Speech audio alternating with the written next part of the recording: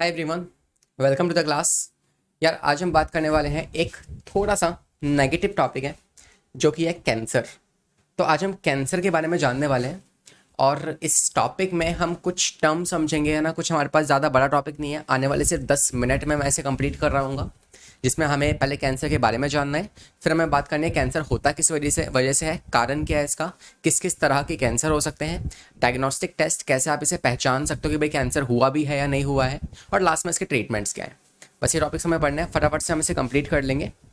और वैसे मुझे ये टॉपिक कुछ खास पसंद नहीं है, बिकॉज ये हमारी जनरेशन को धीरे धीरे करके ख़राब कर रहे हैं ना। तो कैंसर जो है एक सीरियस प्रॉब्लम है, और इट्स नॉट अबाउट कि यार हम कैंसर से सर हम कैसे बचेंगे, ये तो हमें खुद ही हो जाता है ना। तो इसमें हम क्या करें, बट खुद लाइक जो हमें वायरस से हो रहा है या किसी और कारण से हमें जीन से हमारे पास आ रहे हैं वो ठीक है, लेकिन कुछ कारण ऐसे भी होते हैं जिसकी वजह से क्या होता है यार, हम खुद कैंसर के मुंह में जा रहे होते हैं, है ना।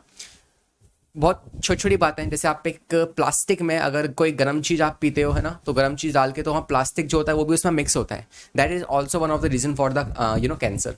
स्मोकिंग हो गई, टबैको हो गई, ये भी क्या है, कैंसर के कारण है ना। मुकेश को तो आप जानते होंगे, है ना।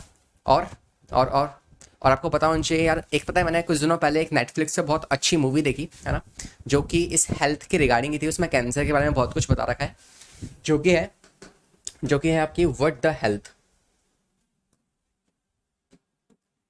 What the health.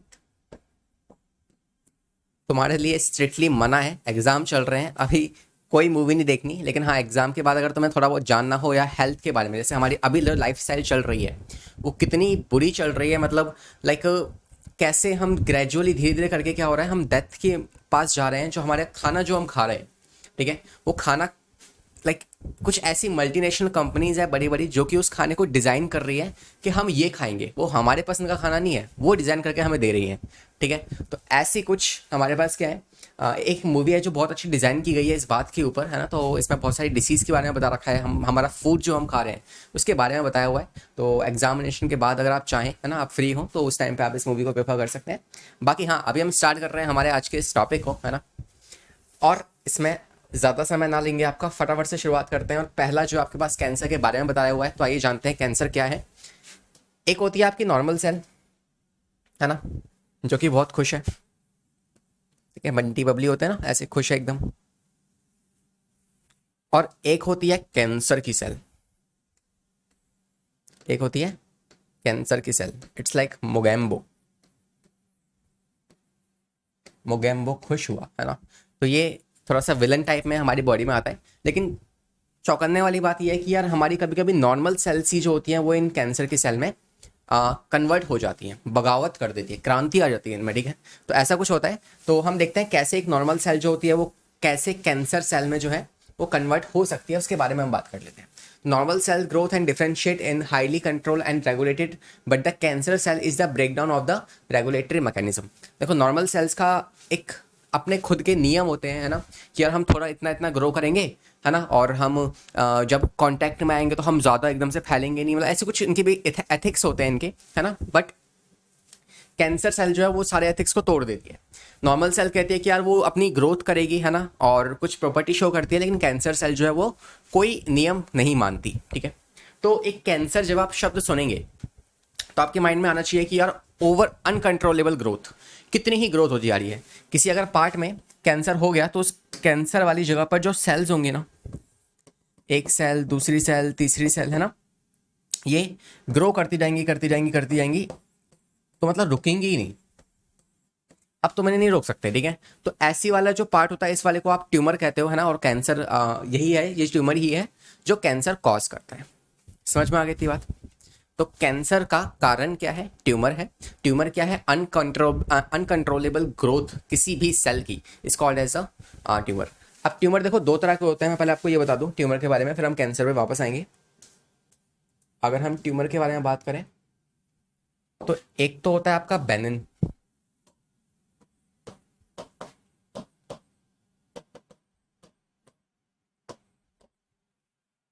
और एक होता है आपका मैलिग्नेंट। मैलिग्नेंट वर्ड आपने एक और कहीं पे सुना हुआ है, कहाँ सुना है आपने मैलिग्नेंट वर्ड? यस, और कहाँ सुना है? तो आपने मलेरिया में सुना होगा है ना, जो कि आपका मैलिग्नेंट मलेरिया था, है ना। तो मैलिग्नेंट का मतलब होता है बहुत ज़्यादा डेंजरस, है ना, ये बहुत गुस्से में आ गए एकदम से, ठीक है। दो तरह के ट्यूमर्स है क्या, नॉर्मली सेल्स की बहुत ज़्यादा ग्रोथ होना। तो इस केस में जो आपका बेनिन ट्यूमर है, this is not so dangerous, not so dangerous. ये बहुत ज़्यादा डेंजरस नहीं है, ये किसी एक स्पेसिफिक एरिया पर, किसी एक जगह पर ही है जो ग्रो होती है, मतलब कोई एक जगह है जहाँ पे सेल्स की ग्रोथ होती जा रही है, और एक लिमिटेड ग्रोथ है, बहुत ज़्यादा नहीं है, ज़्यादा तो है मतलब नॉर्मल सेल्स के मुकाबले, मगर एकदम से फटती नहीं जा रही इस तरीके से, ठीक है। स्पेसिफिक होती है, ठीक है, मैं थोड़ा बहुत लिमिटेड ग्रोथ शो करती है, मतलब इन द सेंस, ठीक है, लिमिटेड ग्रोथ ये शो करती है। कौन सी आपकी बेनिन। तीसरा, ये स्प्रेड नहीं होती, मतलब एक पोर्शन से, देखो कैंसर तो वैसे, कैंसर जो है ना वो आपकी नॉन कम्युनिकेबल डिजीज है ना। अरे यार क्या लिख रहा हूँ? तो जो कैंसर है वो क्या है, वो एक नॉन कम्युनिकेबल डिसीज है जो कि फैलती नहीं है, लेकिन बॉडी के अंदर फैल सकती है, एक ही बॉडी के अंदर, ठीक है। तो ये जो बेनिन ट्यूमर है ये नहीं फैलता है, ये किसी एक जगह पे हुआ है तो वहीं पे रहने वाला है, ये और किसी बार में जाके, किसी और पार्ट में जाके ये फैलेगा नहीं। बात करें मैलिग्नेंट के बारे में, तो ये डेंजरस है, the most dangerous one, most dangerous, है ना। ये है चिंता का विषय, है ना। और दूसरी बात, आपने सुना होगा यार, कैंसर की ना स्टेज होती है, स्टेज 1, स्टेज 2, स्टेज 3, तो वो इसी बेसिस पे होता है कि यार कितना समय हो चुका है कैंसर हुए, है ना। ये मैलिग्नेंट कैंसर हुआ गया तो इसमें कितना समय बीत चुका है, जितना समय ज़्यादा बीत जाएगा उतना ही ज़्यादा क्या होगा, फिर कैंसर के ठीक होने के, ट्रीट करने के चांसेस कम होते जाते हैं। तो मोस्ट डेंजरस है। सेकेंड, स्प्रेड करता है, मतलब आज मान लो कहीं पे हाथ पे, किसी के हैंड की स्किन पे क्या हुआ है, ये मैलिग्नेंट ट्यूमर बन गया है, तो अब यहाँ से ये घूमता फिरता है, चलता बनेगा, और ऐसे घूमते घूमते मस्ती में आपकी बॉडी के डिफरेंट डिफरेंट पार्ट्स पे जाएगा और वहाँ पे भी कैंसर कॉज कर देगा, ठीक है। तो ये थोड़ा सा मेल भाव में बिलीव रखता है, ठीक है, सबसे जाके बॉडी के डिफरेंट डिफरेंट पार्ट से जाके मिलता रहता है, ठीक है। तो ये होगा आपके पास कौन सा, मैलिग्नेंट के बारे में। तो बाकी मेजर दो तरह के हैं, कौन कौन से, बेनिन और मैलिग्नेंट, ठीक है। मैलिग्नेंट डेंजरस है, बेनिन कैसा है, सिंपल सा है, ठीक है। अभी जब हम एक कैंसर के सेल्स की प्रॉपर्टी समझेंगे तो याद रखना कि नॉर्मल मैलिग्नेंट जो होता है ट्यूमर, वो सारी प्रॉपर्टीज़ को कुछ ज़्यादा अच्छे तरीके से उस प्रॉपर्टीज़ को फॉलो कर लेता है, ठीक है, कैंसर सेल की। तो बात करते हैं एक नॉर्मल सेल और कैंसर सेल में क्या डिफरेंस है ना। तो कैंसर क्या है, अनकंट्रोलेबल, एब नॉर्मल, है ना। नॉर्मल मतलब जैसे मान लो आपकी कोई एक सेल है, ये कोई टिश्यू है जहाँ पे आपको कुछ सेल्स दिख रही हैं, तो ये नॉर्मल आपको टिश्यू देखने में लगेगा कि हाँ एक नॉर्मल टिश्यू है, लेकिन जब आप एक कैंसर सेल्स को देखोगे, उनके ग्रुप को देखोगे, तो आपको थोड़ा सा एब नॉर्मल दिखेगा, है ना। उसमें कुछ आपको अजीब हरकतें दिखेंगी इस तरीके से, है ना, कुछ ज़्यादा ही सेल्स वहाँ ग्रो हो रही होंगी, या उनका शेप वेप चेंज हो रहा होगा, है ना, इस तरीके से कुछ होगा। तो एबनॉर्मल होते हैं, अनकंट्रोलेबल है, एक्सेसिव माइटोटिक डिवीजन, बहुत ज़्यादा डिवाइड करते हैं, लाइक यहाँ पे हुआ है तो 2 सेल हैं, 2 से 4 बनेंगे, 4 से 8 ऐसे बढ़ती जाती है आगे, ठीक है।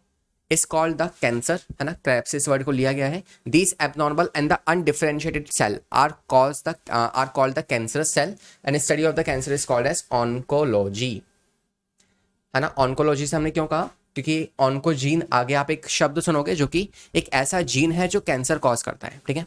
ओके, तो आई होप इतनी बात समझ में आ गई आपको। आगे जानो, देखो हमारी बॉडी में कुछ होती है नॉर्मल सेल्स, कुछ होती है नॉर्मल सेल, तो कुछ होती है हमारे पास कैंसर सेल,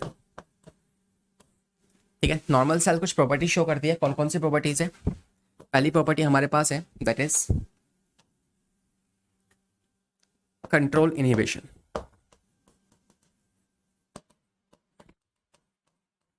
कंट्रोल इनहिबिशन, इसका मतलब क्या है कि मान लो देखो इस तरफ से कोई स्किन है, यहाँ पे कुछ 1-2 सेल थी, यहाँ पे 1-2 सेल थी, ये सेल ग्लो कर रही है, डिवाइड कर रही है, तो आगे डिवाइड करती जाएंगी, करती जाएंगी, करती जाएंगी, है ना। लेकिन एक पल में जब ये एक दूसरे से कांटेक्ट में आ जाएंगी ना, तो भाई एक दूसरे को कहेंगे कि भाई बहना बहना, भैया भैया रुक जाओ, अभी बहुत ज़्यादा ग्रो हो चुकी है, ठीक है।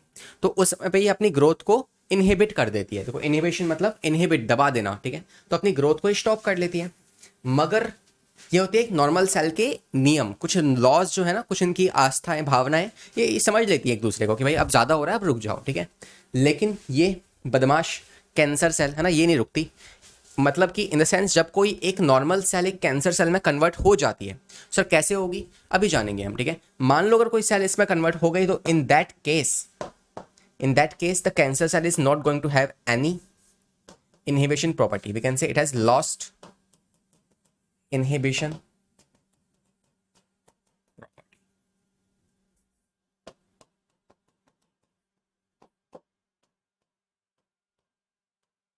ठीक है, ये क्या है, ये इनहिबिशन प्रॉपर्टी इनकी खो चुकी होती है। दूसरी प्रॉपर्टी एक नॉर्मल सेल क्या शो करती है, this is what, this is when the cell come in contact with each other so they stop their growth. जब दो सेल्स आपस में कांटेक्ट में आएंगी so they usually stop growing, है ना। But in the case of cancer cell they lost the property of control inhibition, that means they keep on growing and keep on growing. ठीक है, चलो पहली प्रॉपर्टी समझ में आ गई, डेफिनेशन की लिखी हुई है ना, आप देख लीजिएगा। और बाकी तो अभी इस पे मैं थोड़ा शॉर्ट में हम रिवीजन कर रहे हैं एक टाइप की, है ना, हम सबको समझ नहीं रहे हैं, रिवीजन चल रही है हमारी, तो ध्यान से बैठ के सुनो। अभी सेकंड प्रॉपर्टी क्या होती है, मेटास्टेसिस। इससे मुझे बड़ा याद आ जाता है आपका स्टैटिस्टिक, है ना, मैथमेटिक्स का चैप्टर था एक, है ना, जिसकी स्पेलिंग ही मेटा स्टैटिस्टिक था, स्टैटिस्टिक ऐसी कुछ था, है ना। तो वेल देखो यहाँ पे देखो, मेटास्टेसिस क्या आपकी एक प्रॉपर्टी है ना, नॉर्मल सेल्स की। इसमें क्या होता है, इसमें सेल ना घूमने निकल जाती है ना, घूमने निकल जाती है। तो इसमें आपकी मान लो किसी एक बॉडी में किसी एक पार्ट पे क्या हुआ, कैंसर की सेल्स ग्रो हो रही है। अब वहाँ से ग्रो होकर ये जाएंगे ब्लड के अंदर और ब्लड से फिर आगे पहुँच जाएंगी। तो यहाँ पे याद रखना कि यहाँ पे सेल्स जो है मेटास्टेसिस में क्या होता है, कोई एक सेल जो है, और कौन सी सेल है, कैंसरस सेल है, तो एक कैंसर सेल जो है वो पहुँचेगी ब्लड में और ब्लड से फिर किसी दूसरे टारगेट पे, है ना, अदर साइट, किसी दूसरी साइट पर जाकर ये दूसरे जगह पे कैंसर कॉज कर देंगे। ये किसी वन साइट पे थी, है ना, ओरिजिन साइट, तो किसी एक ओरिजिन साइट से ही किसी दूसरी साइट पे जाके ब्लड के थ्रू ये कैंसर कॉज कर देती है। समझ में आ गई, मान लो ये वाली एक जगह थी, ये कैंसर सेल है, यहाँ पे कैंसर हो चुका है, तो यहाँ से ब्लड में जाएगा और ब्लड के थ्रू ये क्या होगा, ये किसी दूसरी जगह पहुंचकर वहाँ पे भी कैंसर कॉज कर देगा। This property is called as the metastasis, the spreading of the cancer cell और the tumour from one part to the other side. एक साइड से दूसरी साइड पर क्या हो, जब कैंसर की सेल फैल जाए। ये प्रॉपर्टी नॉर्मल किसके पास होती है, ये प्रॉपर्टी जो है नॉर्मल होती है किसके पास, कैंसर सेल के पास। ठीक है, मेटास्टेसिस। तीसरी प्रॉपर्टी सुन लो भाई,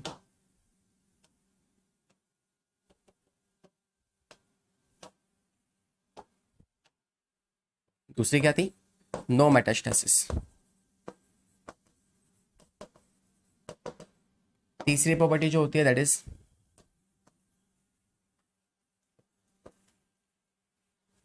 पहले कंट्रोल इनिबिशन रुक जाएगी, मतलब ये दूसरी प्रॉपर्टी क्या है आपकी, मेटास्टेसिस, मतलब कि जब ग्रो हो रही है तो एक जगह से दूसरी जगह पर ये नहीं फैलने वाली। ठीक है, तीसरी प्रॉपर्टी जो होती है वो होती है इसकी टीलोमेरेज एक्टिविटी। किधर गया, टीलोमेरेज एक्टिविटी। इसमें क्या होता है, इसमें क्या होता है, टीलोमेरेज एक्टिविटी में मान लो आपकी बॉडी में एक सेल है, सेल में क्या होगा, न्यूक्लियस होगा, न्यूक्लियस को आप और जूम करोगे तो क्या मिलेगा आपको, एक क्रोमोसोम मिलेगा, है ना। ये टेलोमेरेज वर्ड आया कहाँ से, टेलोमेरेज वर्ड आया है आपके क्रोमोसोम से। तो if this is your chromosome, तो क्रोमोसोम के जो लास्ट वाले पोर्शंस होते हैं उसे आप कहते हो टीलोसोम। ठीक है, ये टीलोसोम है। तो टीलोसोम जो क्या होता है, यहाँ से ये ग्रो कर, यहाँ से नॉर्मल सेल्स में क्या होता है, आपके जो नॉर्मल सेल है उनमें ये वाली एक्टिविटी हो रही होती है, लेकिन कैंसर सेल में ये वाली एक्टिविटी रुक जाती है। ठीक है, तो इस एक्टिविटी में हो क्या रहा है कि मान लो अगर ये आपकी सेल है, इसमें न्यूक्लियस है, न्यूक्लियस को मैंने किया जूम, जहाँ पे आपको दिख रहा है इस तरीके से क्रोमोसोम्स। ठीक है, तो इस क्रोमोसोम के जो ऊपर वाला पोर्शन है ये क्या होगा, यहाँ से ये डिलीट हो जाता है इस तरीके से, ये ये कटा हुआ हो जाता है, यहाँ से हट जाता है मतलब एक तरीके से। तो इसे आप कहते हो टीलोमेरेज लूजिंग, लॉस्ट, है ना, या डिलीशन। तब केस में वो यहाँ पे टीलोमेरेज कम हो चुका है। अब नेक्स्ट सेल जब होगी, यहाँ से डिवाइड करेगा, माइटोसिस करेगा, तो उस केस में क्या होगा, नेक्स्ट सेल में जब जो क्रोमोसोम होगा उसकी साइज कैसा होगा, थोड़ा सा छोटा हो जाएगा, है ना। फिर अगले सेल में अभी देखो ये वाली सेम प्रॉपर्टी इसमें पास हो चुकी है, तो यहाँ पे जो ऊपर वाला पोर्शन है वो कम हो चुका है, डिलीट हो चुका है। उसके बाद नेक्स्ट वाला पोर्शन फिर और छोटा आएगा, क्रोमोसोम नेक्स्ट वाले में और छोटा आएगा। तो इस तरीके से एक सेल की जो ग्रोथ है वो लिमिटेड रहेगी। ऐसे नहीं कि एक सेल जो है ग्रो करती जा रही है, करती जा रही है, करती जा रही है ना, तो ऐसा नहीं है। मतलब इट डिपेंड्स ऑन नरिशमेंट। अगर प्रॉपर न्यूट्रिशन मिल रहा है इसको, तो अगर हम प्रॉपर न्यूट्रिशन देते रहें तो क्या इसका मतलब यह है कि हमारी सेल हमेशा ही ग्रो करती रहेंगी, ऐसा नहीं होता। एक और कारण है जो हमारी सेल की ग्रोथ को बंद करता है, वो कौन है? वो है ये टीलोमरेज एक्टिविटी। अब कैंसर सेल में क्या होता है? कैंसर सेल में यहाँ पे जो हमारे पास क्रोमोसोम है, इसमें जो ऊपर वाला पोर्शन है टीलोमरेज, ये गायब हो जाता है हमारी नॉर्मल सेल्स के अंदर। लेकिन जब कैंसर सेल होती है तो कैंसर सेल के अंदर ये टीलोमरेज जो है इसको कटने से, है ना, ये जो ऊपर वाला पोर्शन है जो कट गया है यहाँ से, इसको कटने से रोक देती है कौन? Cancer cell. ठीक है, तो कैंसर सेल जो होती है दैट इनहिबिट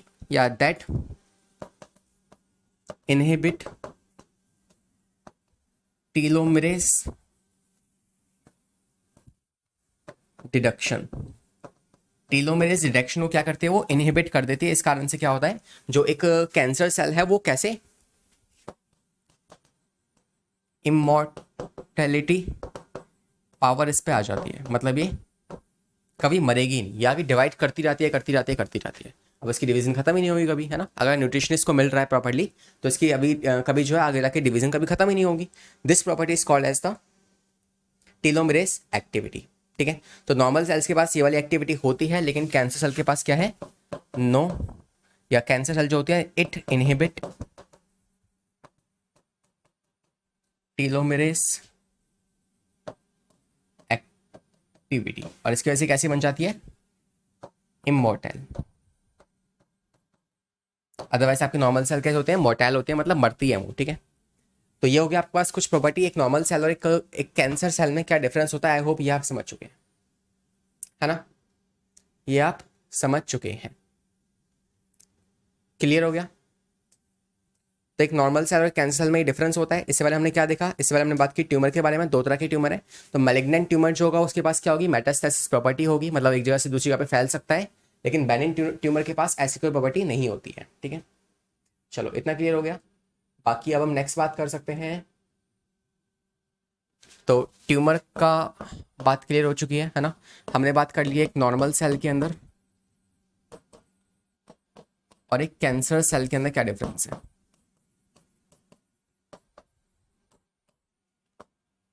ठीक है, इनमें क्या डिफरेंस होता है।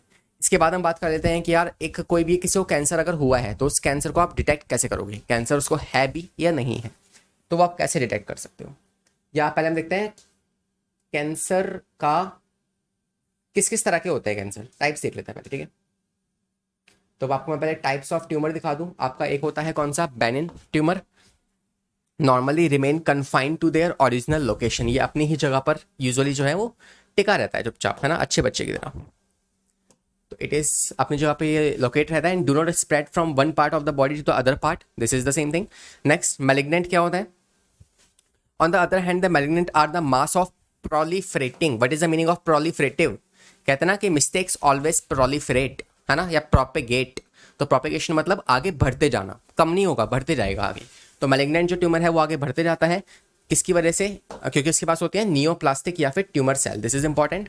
These cells grow very rapidly and invade the damaging cells surrounding the normal tissues. As these cells activity divide and grow as they starve the other cell. ये एक पॉइंट है जो हम समझने वाले हैं अभी। ठीक है, जो कि इन दोनों के बीच का लिंक पॉइंट आप जान लो कि ये जो नॉर्मल सेल है ना, ये चार प्रॉपर्टी मैंने आपको बताई थी। तो मान लो कोई एक नॉर्मल सेल आपके पास है, ठीक है, जो ग्रो हो रहा है टिश्यू किसी एक जगह पर, है ना, और इसके पास ये मान लो एक कैंसर सेल है, ये कैंसर सेल है, और इसके आसपास क्या है? नॉर्मल सेल्स हैं। तो भाई कैंसर सेल जो होता है वो इतना ज़्यादा ग्रो कर रहा होता है कि जो भी नरिशमेंट या जो भी न्यूट्रिशन यहाँ से बॉडी इसको प्रोवाइड कर रही होगी ना, वो न्यूट्रिशन ये वाली सेल्स जो है, ये ट्यूमर जो है, ये इसके पास जाने नहीं देगा, वो सारा न्यूट्रिशन खुद ही ले लेगा। तो इसकी वजह से क्या होगा? बाकी सारी जो सेल्स हैं हमारी वो क्या होंगी? वो स्टार्व, मतलब खाने के बिना उन्हें खाने नहीं मिल पाएगा, है ना। तो लैक ऑफ न्यूट्रिशन, तो ये स्टार्व से मर जाती है।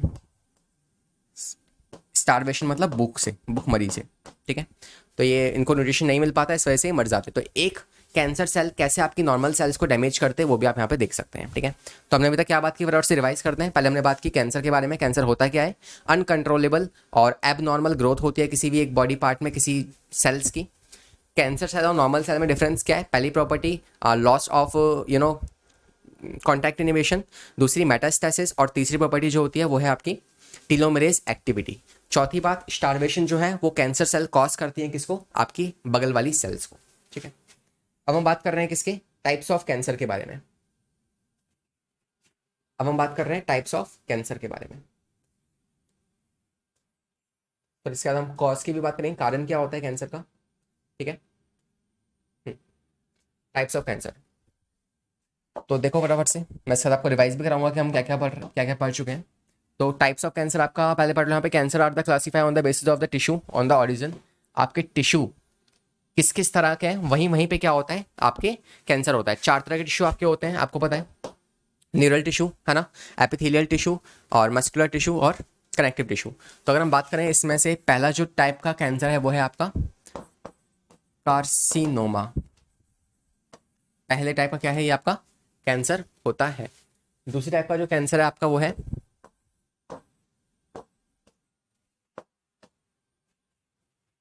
सार्कोमा। एक मिनट रुकिएगा।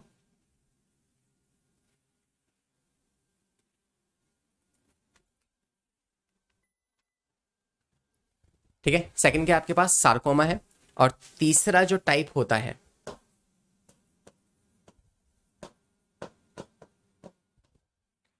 ना, ल्यूकेमिया जो है आपका तीसरा वाला, किसका है, क्या है आपके पास कारण है इसका, ठीक है। तो वैसे मैं बात करूं पहले वाले के साथ जो कि है आपका कार्सिनोमा। कार्सिनोमा क्या होता है, कार्सिनोमा एक एपिथेलियल सेल का कैंसर है। It is epithelial tissue cancer. जैसे कि स्किन कैंसर सुना होगा आपने, ठीक है। लिवर में कैंसर जो होता है वो इसकी वजह से होता है, मतलब सिर्फ आपके बॉडी की सेल्स नहीं, एपिथेलियल टिश्यू नहीं, बल्कि आपके जितने भी ऑर्गन्स हैं उनकी जो आउटर लाइनिंग है उसमें भी जो कैंसर होता है किसकी वजह से, कौन सा होता है, वो कार्सिनोमा होता है, ठीक है। तो लिवर हो गया, आपके स्किन हो गई है ना, और आपके हो जाएंगे डिफरेंट डिफरेंट पार्ट जैसे बॉडी में आपके इंटेस्टाइन, स्टमक इंटेस्टाइन, ये सभी के सभी कैसे हैं, ये सभी के सभी क्या हैं, आपके कार्सिनोमा कैंसर होते हैं, ठीक है, समझ में आ गई। तो एपिथेलियल टिश्यू का कैंसर कौन सा है, आपका कार्सिनोमा कैंसर है। और सबसे ज्यादा स्प्रेड, मतलब 80% से भी ज्यादा जो कैंसर है वो कौन सा है, वो यही वाला है। लोगों में जनरली कौन सा कैंसर होता है, यही वाला कैंसर देखा जाता है, ठीक है, ब्रेस्ट कैंसर, ठीक है। ये सारे कैंसर कौन से हैं, ये सारे आपके कार्सिनोमा कैंसर है जो कि आपके स्किन के ऊपर के होंगे। नेक्स्ट आपके हैं सार्कोमा। सार्कोमा कैंसर कौन से होते हैं, अब ये जानते हैं। और फिर लास्ट है आपके ल्यूकीमिया। तो सार्कोमा जो होता है आपके बैकबोन, ये आपके बोन मैरो का कैंसर होता है, बोन मैरो कैंसर, ठीक है, this is the bone marrow cancer.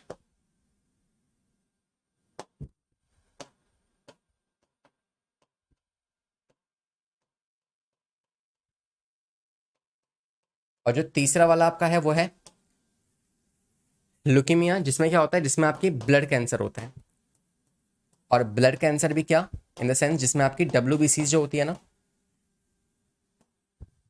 उनका काउंट जो होता है वो इंक्रीज हो जाता है, ठीक है। मतलब जो आपके ब्लड में जो आपकी सेल्स हैं, है ना, नॉर्मली उन सेल्स में क्या हुआ, कोई म्यूटेशंस हो गए या कुछ चेंजेस आ गए जिसकी वजह से क्या हुआ, वो सेल्स जो है कॉन्टिन्यूसली ग्रो करती जा रही हैं और इस वजह से क्या हो गया है, ल्यूकीमिया कैंसर हो जाए। तो ये 3 तरह के कैंसर हैं आपके, इनके बारे में कुछ बातें पढ़ लो। पहला है आपके पास carcinoma, transformation of the normal cell into the cancerous cell. Normal cell का कैंसर सेल में, या फिर नियोप्लास्टिक कैंसर सेल को आप नियोप्लास्टिक सेल्स भी कहते हो। दीज इंड्यूसेस फिजिकली भी हो सकता है, केमिकली भी और बायोलॉजिकली भी। These agents are called the carcinogens. अब ये 3 क्या है, ये 3 कारण हैं किसके, कैंसर के।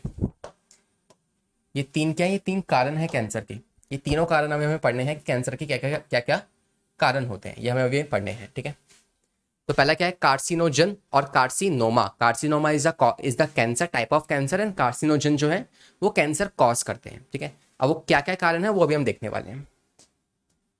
तो पहला हो गया एपिथेलियल वाला, कहाँ कहाँ होगा ये आपकी ब्रेस्ट में हो सकता है,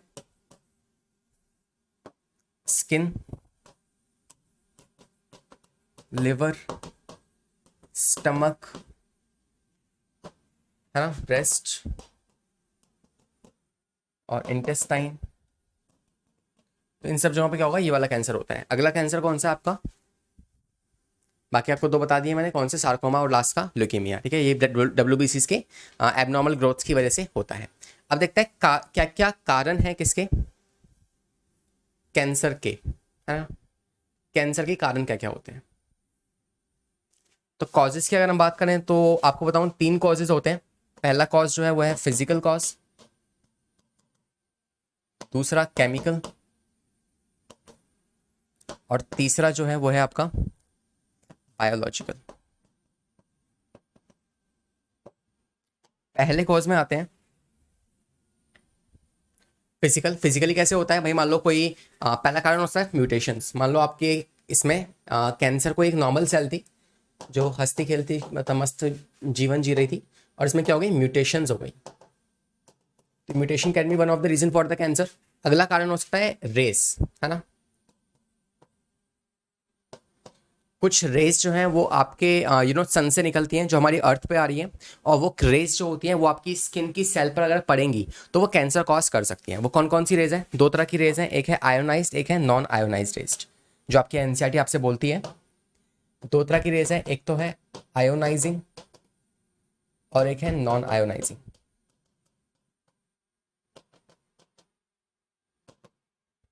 ठीक है। नॉन आयोनाइजिंग रेज का एग्जांपल है आपकी यूवी रेस, और आयोनाइजिंग का एग्जांपल है आपकी एक्स रेस या फिर गामा रेस। बहुत सारी रेज आती है ना, स्पेक्ट्रम आपने पढ़ा होगा, है ना, फिजिक्स के अंदर। आपकी माइक्रोवेव्स, गामा रेज, आपकी एक्स रेज हो गई, है ना, यूवी रेज हो गई। ये सारी रेज जो होती हैं ये आपकी आती हैं और ये कैंसर कॉज कर सकती है। म्यूटेशन और ये जो है ये फिजिकल एजेंट में आते हैं। बात करें केमिकल एजेंट्स के बारे में तो इसमें आपके आ जाएंगे टार, ठीक है, स्मोकिंग, और आपका आ जाएगा कुछ अल्फा टॉक्सिन्स होते हैं, ठीक है। Plastic is one of the reason, ठीक है। अब देखो इनको तो हम नहीं रोक सकते, है ना, ये तो आएंगी तो होगा कैंसर उस केस में, या अपने आप को स्किन क्रीम से प्रोटेक्ट कर सकते हैं, या फिर ऐसी जगह पर ना जाए जहाँ कैंसर की रेडिएशन ज़्यादा है, तो ऐसे हम प्रोटेक्ट कर सकते हैं। लेकिन दूसरा तो लोग ऐसे हैं जो खुद से कंज्यूम कर रहे हैं, जैसे स्मोकिंग, जैसे कि आपके टबैको होता है ना, टार जो आपका होता है टबैको के अंदर, वो लोग कंज्यूम कर रहे हैं ऐसी मजे में, कूल दिखना है उनको, है ना। तो ये जो कारण है एटलीस्ट ये तो हमें नहीं करना चाहिए, ठीक है। I personally have seen that मैंने कुछ लोगों को मैंने देखा भी है जो कि लाइक कैंसर से उनकी डेथ हुई है कुछ महीनों के अंदर अंदर, है ना, कुछ सालों के अंदर। लाइक हमारे पास में ही कुछ लोग रहते थे तो उनको डिटेक्शन हुआ था इस कैंसर का, तो उनकी कुछ महीनों बाद, मतलब इट्स लाइक वेरी अनबिलीवेबल सा है कि यार आज पर्सन ठीक है, उसे पता लग रहा है कि यार कैंसर है, और कुछ महीने बाद डेथ हो जाए। डेथ इन द सेंस मतलब आगे है ही नहीं वो इस दुनिया में, जो वो चाहता है वो कभी कर ही नहीं पाएगा उस केस में। तो बहुत ज़्यादा मतलब डिस्ट्रक्टिव है ये बातें। तो केमिकल जो होता है that is one of the reason. और टार, स्मोकिंग और ये जो है ये केमिकल एजेंट्स होते हैं। प्लास्टिक जो होता है वो भी, आप नॉर्मल जो प्लास्टिक्स होते हैं वो भी कैंसर कॉज कर सकते हैं, ठीक है। नेक्स्ट जो है वो है आपके बायोलॉजिकल एजेंट, जिसमें आपका आएगा वायरस, वायरस, वायरस, वायरस, ठीक है। ये वायरस जो है ये एक कारण है किसके, कैंसर का। बिकॉज एक वायरस जो होता है जिसके पास अपना जीन होता है, जिसे आप कहते हो नॉर्मल, जैसे मान लो आपकी एक नॉर्मल सेल है, बस की शायद एक इमेज भी है, मैं दिखाता हूँ आपको।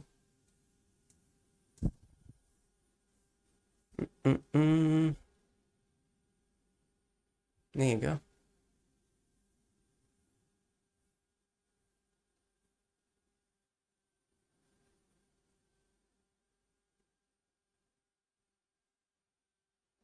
शायद नहीं है, चलो कोई बात नहीं, है ना, ऐसे ही देख लेते हैं। ओके। वैसे मैं आपको है ना इसकी एनसीईआरटी भी रीड कराने वाला हूँ इस टाइम पे, अभी इसकी एनसीईआरटी भी हम रीड करेंगे प्रॉपर्ली। वैसे हम यहाँ पे देखा तो एक नॉर्मल सेल होती है, एक नॉर्मल सेल जो होती है, अब मान लो कोई एक वायरस आया और किसी वायरस ने आके इस वाली सेल पे अटैक कर दिया। यहाँ से कोई आया एक वायरस जिसकी बॉडी में अपना खुद का एक जीन होता है, एंड व्हाट इट डस, ये अपने इस जीन को आपकी बॉडी के सेल के अंदर डाल देगा। और जैसे ही आपकी बॉडी के सेल के अंदर डालेगा तो ये वाला जो जीन है ना, ये जो वायरल जीन है, ये वायरल जीन जो है ये आपकी सेल में कैंसर कॉज कर देगा। ये आपकी अब कैंसर सेल बन चुकी है, ठीक है। और ये आपकी नॉर्मल सेल थी,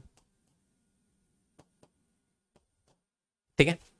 ये आपकी नॉर्मल सेल थी। तो इसकी वजह से भी क्या हो सकता है, कैंसर हो सकता है। समझ में आ गया ये कारण है किसके, कैंसर के। तो फिजिकल, केमिकल और बायोलॉजिकल 3 एजेंट है कैंसर कॉज के। तो अभी तक हम क्या क्या पढ़ चुके हैं, तो अभी तक हम बात कर चुके हैं, सबसे पहले हमने बात की कैंसर के बारे में कि व्हाट इज कैंसर। दूसरा हमने बात किया ट्यूमर के बारे में, 2 तरह के ट्यूमर हमने पढ़े, कौन कौन से हैं फटाफट से लिखो चैट बॉक्स में। तीसरा जो है आपके पास वो है कैंसर के टाइप्स क्या हैं, टाइप्स ऑफ कैंसर कौन कौन से 3 टाइप के, फटाफट से लिखो। इसने कहा भी है यार कि अपने दिमाग को ज़्यादा याद कराने से अच्छा अपने हाथों को याद कराओ। जितना ज़्यादा आप लिखते हो ना, उतना ज़्यादा आपके हाथों को याद होता है ना। तो माइंड को तो याद कराओ, साथ साथ में हाथों को भी याद कराओ, ठीक है। तो that is type of cancer, कौन से 3 टाइप है फटाफट से लिखो।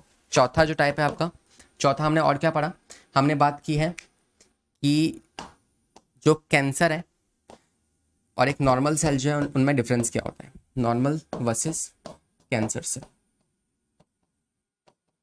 इसकी हमने बात कर ली। नेक्स्ट बात पे आते हैं, 2 बातें और रह गई है, फटाफट से करते हैं। एक है डायग्नोस्टिक, कैसे आप कैंसर सेल को डायग्नोस कर सकते हो, कैसे आप पहचान सकते हो किसी को कैंसर है या नहीं है। और लास्ट जो आपके पास है वो है आपका that is your treatment, cancer का ट्रीटमेंट क्या हो सकता है। तो आइए बढ़ते हैं इसकी तरफ, फिर हम एक बार एनसीईआरटी को भी रीड कर लेंगे, तो ये सारी बातें जो हमने देखी है वो हमें समझ में आ जाएंगी। अच्छा एक और चीज़ है ये वाला, है ना, प्रोटोऑन्कोजीन। नॉर्मल सेल में क्या होता है, सेलुलर C1 है ना, सेलुलर ऑन्कोजीन या फिर प्रोटो ऑन्कोजीन होता है एक नॉर्मल सेल के पास। जब वो कन्वर्ट हो जाए ऑन्कोजेनिक के अंदर, उस केस में क्या होगा, वो सेल जो है वो कन्वर्ट हो जाएगी एक कैंसर सेल के अंदर। तो मान लो एक नॉर्मल सेल है, उसके पास क्या है, कौन सा, सेलुलर ऑन्कोजीन या फिर प्रोटो ऑन्कोजीन। तो इसके पास एक जीन है, लेकिन किसी म्यूटेशन की वजह से या किसी वायरस की वजह से, म्यूटेशन की वजह से या वायरस की वजह से अगर कोई कन्वर्ट हो जाए किसमें, एक ऑन्कोजीन के अंदर, then this is causes the cancer. तो ये कैंसर कॉज कर सकता है, ठीक है, ये बात याद रखना। आते हैं अगले पॉइंट पे जो कि है डायग्नोस्टिक टेस्ट। डिटेक्शन देख लो, है ना, डायग्नोस्टिक या डिटेक्शन, कैसे आप उसे डिटेक्ट कर सकते हो किसी को कैंसर है कि नहीं है। तो पहला कारण है पहला जो हमारे पास स्टेप है डिटेक्ट करने का वो है biopsy, biopsy and histopathological studies. What is histopathological studies, histopathological studies, इससे नाम का इसका मतलब निकालो। पहले मुझे बताओ कि टिश्यूज की स्टडी को आप क्या कहते हो, what do you call the study of tissues.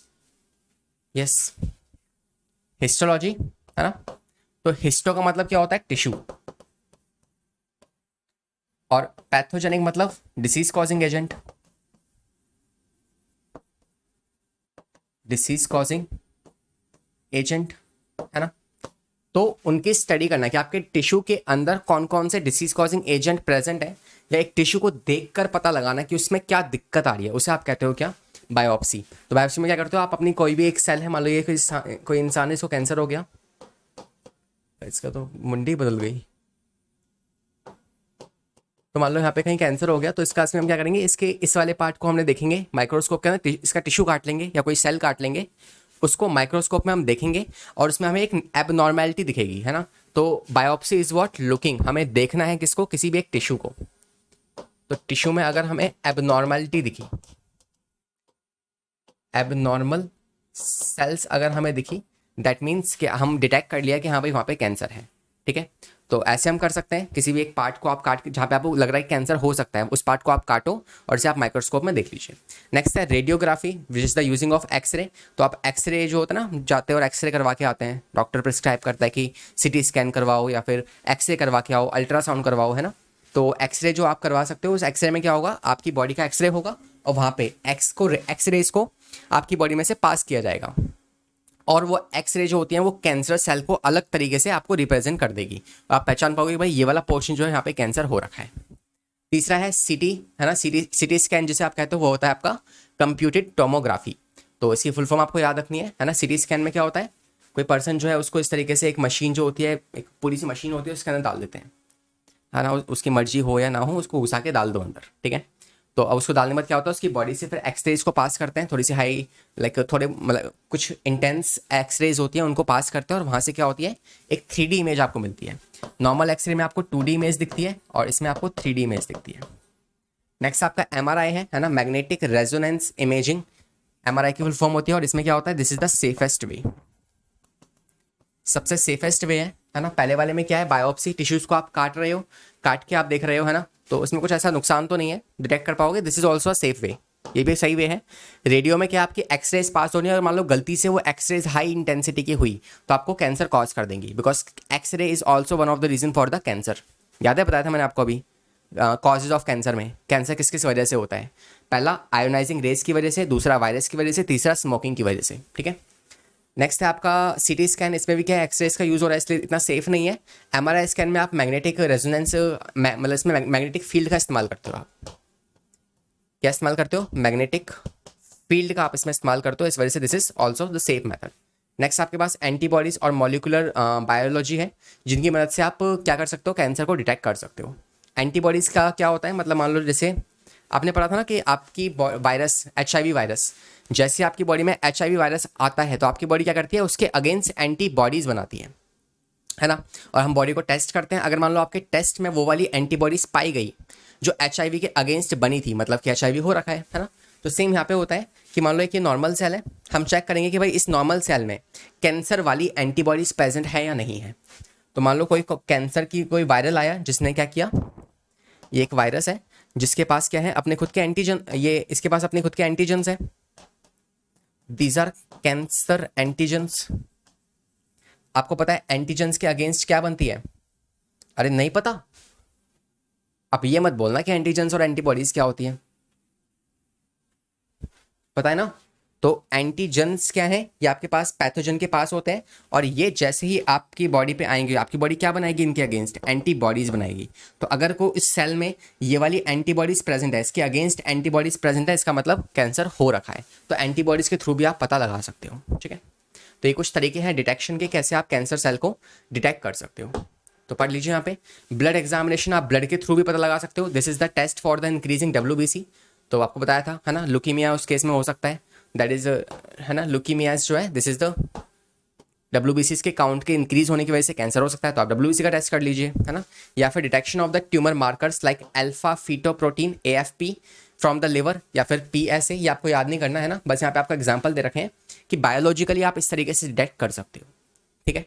पहला WBC काउंट देख लो, या फिर ये वाले फैक्टर्स अगर प्रेजेंट होंगे तो मतलब क्या है, उस केस में कैंसर हो रखा है। दूसरा, कैंसर पता लगाने का कारण क्या है, वो है तरीका क्या है, वो है आपका बायोप्सी, जिसमें आप piece of suspected tissue is cut, suspected tissue मतलब जहां पे कैंसर हो रखा है ना, कैंसर टिश्यू को आप काटोगे and section and strain and under the microscope, and this is generally a histopathological study, मतलब उस टिश्यू, हिस्टो मतलब टिश्यू और पैथोलॉजिकल मतलब उसमें कोई कैंसर का टिश्यू मतलब वायरस है या नहीं है। नेक्स्ट है FNAC which is fine needle aspiration cytology, जिसमें क्या होगा, ब्रेस्ट साइट ट्यूमर या फिर fluid collect from the tumour are examine in the presence of cancer cells. तो सेम आपका बायोलॉजिकल वाला पार्ट है ये, है ना, बायोलॉजिकल डिटेक्शन आप कर सकते हो माइक्रोस्कोप में देख के। नेक्स्ट है एक्सरे, CT स्कैन या MRI स्कैन, तीनों बता चुका हूँ आपको ऑलरेडी में, है ना। CT स्कैन क्या है आपकी, और आपकी MRI स्कैन है ना, मैग्नेटिक रेजोनेंस इमेजिंग, और आपका कंप्यूटेड टोमोग्राफी, और आपका एक्सरे है। तीनों तरीके क्या हैं आपके, CT स्कैन से आपकी 3D इमेज आती है और आपके एक्सरे से 2D इमेज आती है, ठीक है। तो इतना क्लियर हो गया आपको। चलो लास्ट पे आते हैं, ट्रीटमेंट्स क्या हैं कैंसर के।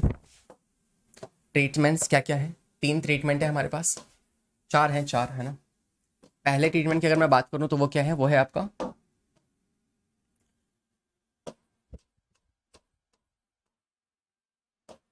सर्जरी, ठीक है। सर्जरी आप कर सकते हो।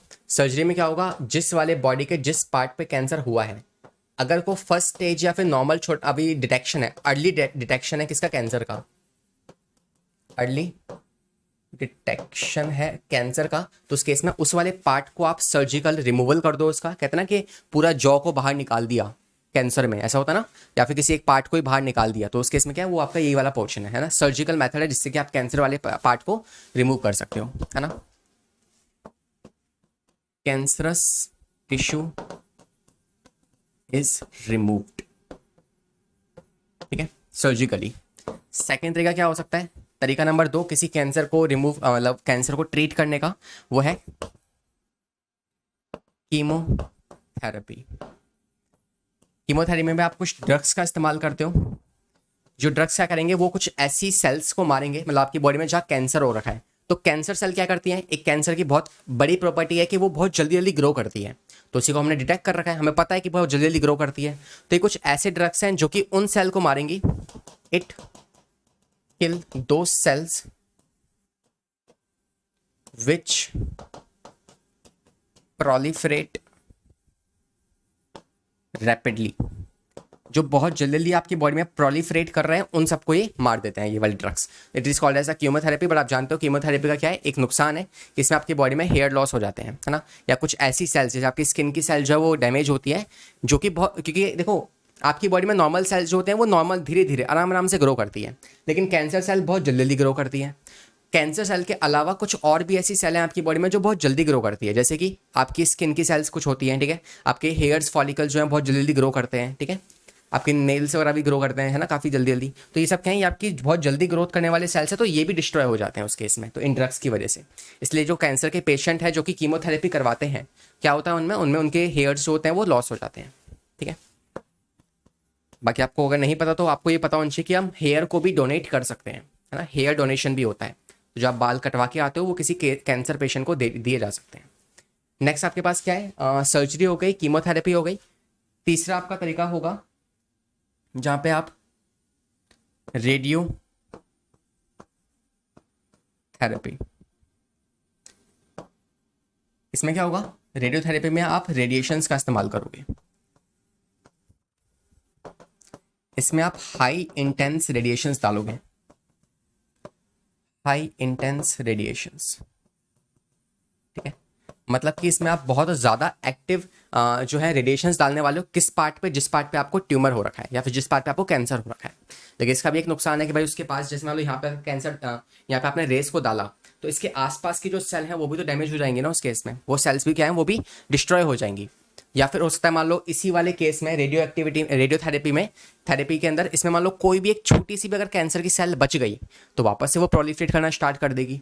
तो इसको बहुत ध्यान से किया जाता है और थोड़ा सा एक्स्ट्रा पार्ट पे ही रेडियो एक्टिविटी डाल दी जाती है ताकि आसपास कोई भी सेल बचे ना, है ना, चांस ना बचे। तो होती है आपकी रेडियो थेरेपी, कीमोथेरेपी, सर्जरी। और एक तरीका और है जो कि आपका इम्यून सिस्टम, इम्यूनोथेरेपी। इसमें क्या होता है, इसमें आप अपने बॉडी के इम्यून सिस्टम को इंक्रीज कर दो with the help of certain drugs या केमिकल्स, जैसे कि आपके अल्फा इंटरफेरॉन, अल्फा इंटरफेरॉन। तो इनका आप इस्तेमाल करते हो जो कि आपके इम्यून सिस्टम को इंक्रीज करते हैं। आपको पता है इंटरफेरॉन्स क्या होते हैं, अगर नहीं पता तो आप ह्यूमन वाला चैप्टर देख लो, है ना, ह्यूमन हेल्थ एंड डिसीज, वहाँ मैंने आपको इंटरफेरॉन करा रखा है। क्या होता है इंटरफेरॉन, नॉर्मली आपके आसपास की एक केमिकल है जो कि किसी एक मरती हुई सेल से रिलीज होता है, जिससे कि वो अपने आसपास के पड़ोसी सेल्स को बचा सके, ठीक है। तो ये हो गया आपके पास 4 तरह के ट्रीटमेंट होते हैं किसके, कैंसर के, इनको आपको याद रखना है। और यहाँ पे हमारा कैंसर का टॉपिक जो है वो खत्म होता है, ठीक है। तो आई होप आपको समझ में आ गया होगा। बाकी इसके बाद बस एक कैंसर के आप एनसीईआरटी को भी मैं आपको रिवाइज करा देता हूँ, ठीक है। मैं आपको कैंसर की जो एनसीईआरटी मैं उसको आपको रिवाइज कराता हूँ, मुझे जस्ट 1 मिनट दो।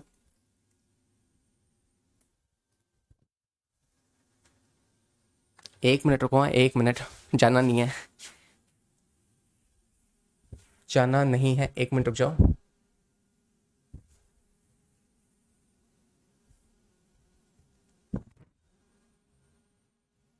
एक मिनट, हाँ।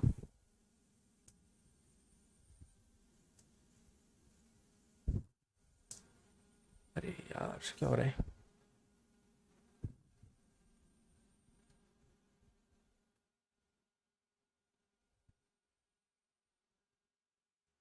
यस, ठीक है, तो स्टार्ट करते हैं।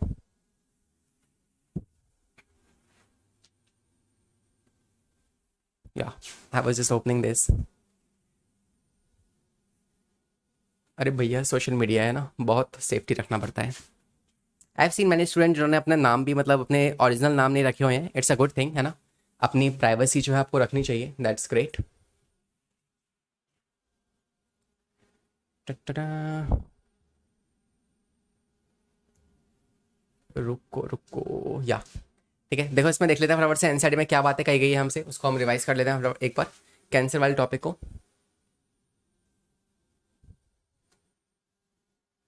लास्ट में आपका कैंसर वाला टॉपिक आएगा ये।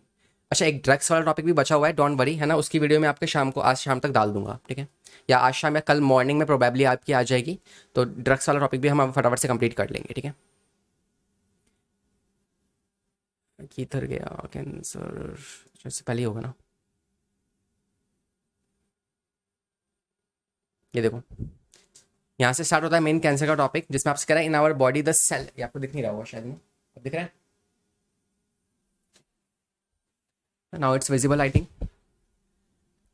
तो अगर आप यहाँ पे देखो तो आपसे क्या क्या है कि in our body cell growth and the differentiation is highly control and regulated. Normal cells क्या होते हैं, बहुत लिमिटेड ग्रोथ करते हैं, मतलब दे आर मोर्टेलिटी, मतलब ये मर जाती है नॉर्मल सेल्स। लेकिन कैंसर सेल क्या है, अनब्रेकेबल है, मतलब ब्रेक नहीं होती है ना, और रेगुलेटरी मैकेनिज्म होता है इनका। And property of the contract inhibition, के पास एक प्रॉपर्टी कौन सी है, नॉर्मल सेल के पास प्रॉपर्टी होती है कॉन्टैक्ट इनिबिशन, लेकिन इनके पास वो प्रॉपर्टी नहीं है ना, इनके पास वो प्रॉपर्टी नहीं है कॉन्टैक्ट इनिबिशन। आगे, by virtue of which contact with the other cell inhibits their control growth, है ना, जिससे क्या होता है बाकी सेल्स जो होती हैं वो ग्रो, मतलब टच में आने पे क्या होते हैं रुक जाते हैं, लेकिन ये वाली सेल्स जो हैं ये अनकंट्रोलेबल ग्रोथ दिखाती है। Cancer cell appear to have the lost property and as a result this cancer cell just causes to divide and give rise to a mass of cell which is called as a tumor। इसी कारण से क्या होता है, tumour की formation होती है, sales divide मतलब करना रुकती ही नहीं है और डिवाइड करती जाती है और ट्यूमर फॉर्म हो जाता है, ठीक है। दो तरह के ट्यूमर है, एक है बेनिन ट्यूमर और एक है आपका malignant. Benin tumour do not spread, फैलता नहीं है, अपनी ही लोकेशन पे रहता है, लेकिन मैलिग्नेंट जो होता है ये प्रोलिफरेट करता है, मतलब एक जगह से दूसरी जगह पे फैलता है। किसकी वजह से, नियोप्लास्टिक या फिर जिसे आप ट्यूमर सेल्स कहते हो उनकी वजह से। These cells grow very rapidly and invading the damaging surrounding cells tissue and as the cell actively divide and grow it start to starve the other cell। इस वाले पॉइंट को हाईलाइट करो फटाफट से।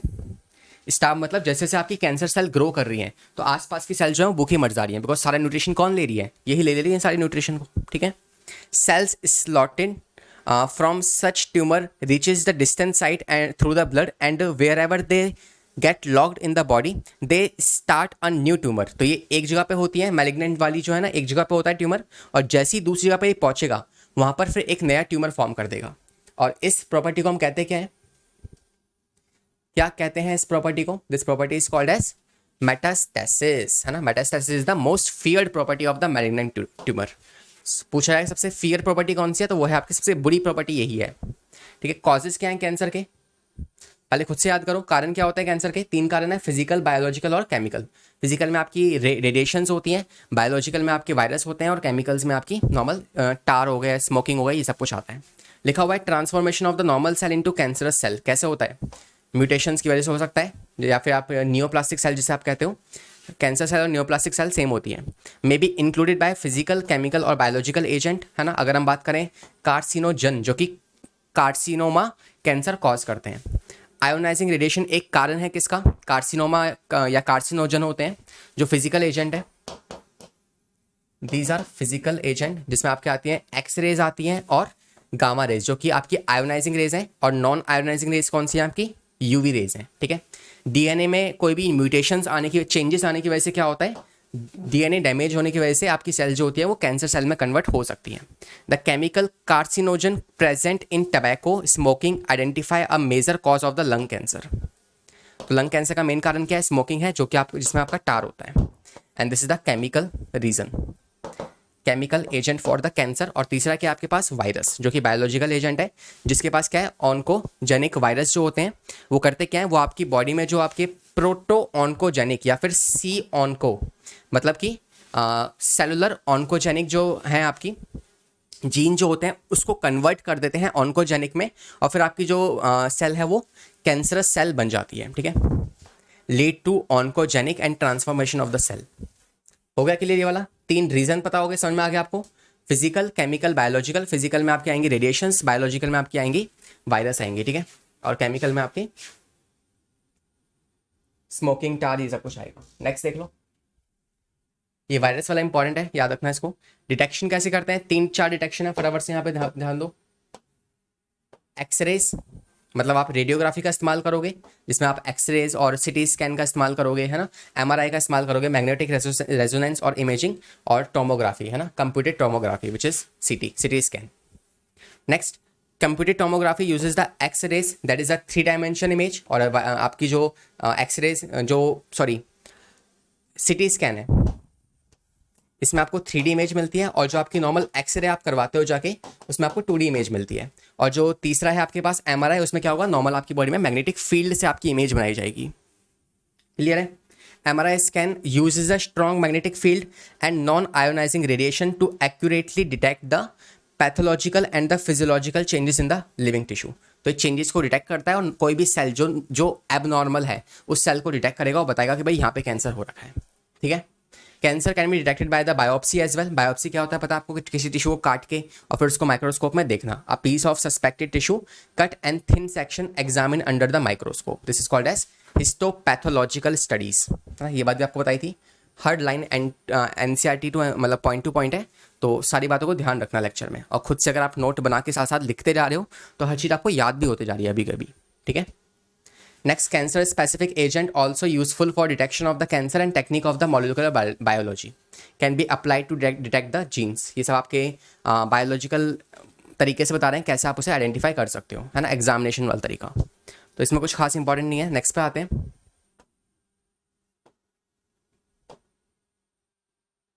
ट्रीटमेंट की बात कर लो फटाफट से, लास्ट चीज है। ट्रीटमेंट में क्या होता है आपको पता है, चार तरह के ट्रीटमेंट है। पहला क्या है सर्जरी। देखो ये रहा, उस पार्ट को काट दो, है ना, लेकिन सारे पार्ट्स को काटना पॉसिबल नहीं है। रेडिएशन थेरेपी जिसमें आप एक्सरेज का इस्तेमाल कर सकते हो। इम्यूनोथेरेपी जिसमें आप इम्यून सिस्टम जैसे कि अल्फा इंटरफेरॉन का इस्तेमाल करते हो, है ना। In radio activity tumour cells are irradiated lethally taken proper care in under normal tissue surrounded the tumour mass. मतलब मान लो इस वाले पार्ट पे आपका ट्यूमर है ना, कैंसर सेल है, तो इसी पर रेडिएशंस डाली जाएंगी, बाकी सारे पार्ट को प्रोटेक्ट कर लोगे आप। ठीक है? और फिर इस सेल पे आप हाई रेडिएशंस को डाल के उन वाली सेल्स को जला दोगे या फिर उसे मार दोगे एक तरीके से। ठीक है? Some of these are the specific for a particular tumour, है ना। Majority of the drugs have the side effect like the hair loss, anaemia etcetera. Most cancer are treated by the combination of the surgery and radiotherapy and the chemotherapy. इन तीनों combination से treat की जाती हैं आजकल, है ना। Tumour cells have been shown to avoid the detection and the destruction of the immune system. Therefore the patient has given a substance called the alpha interferon, जिससे कि उसका इम्यून सिस्टम इंक्रीज हो जाए थोड़ा सा, और फिर वो आपकी इम्यून सिस्टम इंक्रीज होगा तो भाई फॉरेन सेल्स को मारेगा, और फॉरेन सेल कौन है, कैंसर सेल है, तो उसको मार देगा ना उस केस में। तो यहाँ होता है आपका कंप्लीट ये टॉपिक। आई होप कि आपको ये समझ में आ गया होगा। कोई डाउट हो तो कमेंट कीजिएगा, बताइएगा मुझे, है ना। और यहाँ हमारा टॉपिक जो है कंप्लीट होता है। इस सेशन के नीचे आपको एक शीट मिल जाएगी, जिस शीट में इस कैंसर के ऊपर बेस्ड कुछ सवाल होंगे, उन सवालों को लगाइएगा, है ना। इसके ऊपर बेस्ड वैसे आपके नॉर्मल क्वेश्चन आएंगे, उसको आप अपनी लैंग्वेज में कन्वर्ट करके लिख लोगे। तो इसमें मैं प्रैक्टिस के लिए या रिवीजन के लिए ऑब्जेक्टिव प्रॉब्लम्स डाल दूंगा। ठीक है? उनको आप देख लीजिएगा। बाकी आपका फर्स्ट चैप्टर कंप्लीट हो चुका है। अब आते हैं आपका सेकंड चैप्टर जो है, जो कि आपका microbes in the human welfare, है ना। उसका आपका एक वर्कशीट है, या जो आपका PYQs है वो थोड़ी देर में भी आ जाएगा आपका। तीसरी बात, आज जो है आपके जो बैकलॉग का टॉपिक है, जो एक आध टॉपिक्स आपके बच गए थे, है ना, वो भी हम कवर अप कर लेंगे। इसी वाले में जो आपका एक ड्रग्स वाला टॉपिक है, मैं उसका बता रहा हूँ, वो जो ड्रग्स का बैकलॉग है वो आपका आने वाले आज शाम तक या फिर कल मॉर्निंग तक प्रोबेबली आ जाएगा। ठीक है? तो आप अपनी पढ़ाई कंटिन्यू रखिए। हम जल्द से जल्द आपके लेक्चर्स जो है कंप्लीट कर रहे हैं। ठीक है? और साथ में लास्ट के जो 3 दिन है उससे पहले आपका सिलेबस खत्म कर देंगे हम, और जो लास्ट के 3 दिन है उसमें हमारे पास कुछ अलग चीज़ें हमें परफॉर्म करनी है। तो stay tune with us, because last के जो 3 दिन है वो बहुत इंपॉर्टेंट है, और उसमें आपकी प्रिपरेशन जो है आप खुद अपना उस टाइम पे खुद कॉन्फिडेंस जनरेट कर पाओगे कि यार हाँ, अब एग्जामिनेशन के लिए मैं प्रिपेयर हो चुका हूँ पूरी तरीके से। बिकॉज लास्ट के 3 दिन हम डेडिकेट करने वाले हैं आपके प्रैक्टिस सेशंस को, है ना। तो उसमें बहुत सारे ढेर सारे सवाल करने वाले हैं, आपका टेस्ट भी लेंगे एक तरीके से। ठीक है? तो कुछ चीज़ें हम करने वाले हैं वहाँ पे, बट तब तक के लिए आप कनेक्टेड रहिए। हम मिलते हैं हमारे नेक्स्ट सेशन में। Bye bye, take care.